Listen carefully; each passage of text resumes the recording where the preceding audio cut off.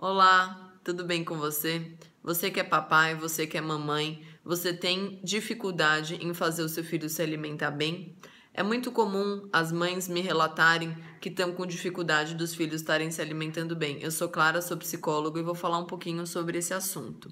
É o seguinte, a base para os nossos filhos se alimentarem bem é a gente estar se alimentando bem. Não adianta a gente fazer a nossa reeducação alimentar e excluir a criança fora desse processo, ou por dó, ou por pena. É muito comum as mães terem dó da criança que não come doce todo dia e que come alimentos saudáveis. Se a gente tem essa relação com o alimento, se a gente acredita que comer verdura não é tão agradável e tudo mais, não tem como a gente passar isso para as nossas crianças. Então, a base é a gente dar o exemplo. Então, se você faz com que o almoço seja servido primeiro para os seus filhos e depois você come, comece a tentar comer um pouquinho mais cedo e fazer com que seu filho coma um pouquinho mais tarde para vocês se alimentarem juntos e compartilhar do mesmo alimento, da mesma comida, para a criança entender que todo aquele processo, toda aquela disposição de alimentos tá tanto para ela quanto para você. Então, a base é você dar o exemplo. Então, a criança ela se espelha muito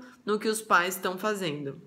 É muito importante a gente priorizar esse tipo de meta dentro da nossa casa. É óbvio que a criança ela tem que ter um equilíbrio, ela tem festas, tem aniversários, tem várias situações onde ela pode comer sim doce, ela pode comer tudo o que ela quiser, mas no dia a dia a gente evitar um pouco esse tipo de consumo alimentar na nossa casa, porque a gente sabe que diversos estão sendo os problemas que vêm aparecendo diante da alimentação ruim das crianças. Então, cada vez está maior o número de obesidade, cada vez está maior a quantidade de criança com diabetes, com doenças cardiovasculares, e tem outros estudos que vêm mostrando que doença de Alzheimer, Parkinson, hiperatividade também são vinculadas com as crianças que estão subnutridas. O que acontece? Cada vez as crianças elas têm mais alimentos, então elas têm acesso ao alimento, mas os alimentos são de muito baixa qualidade, muito açúcar e pouco nutriente. Então as crianças estão desnutridas, elas não têm nutrientes e acaba que a saúde dela é muito prejudicada. Então, priorizar a reeducação alimentar dos nossos filhos é a gente priorizar a saúde deles a curto e a longo prazo.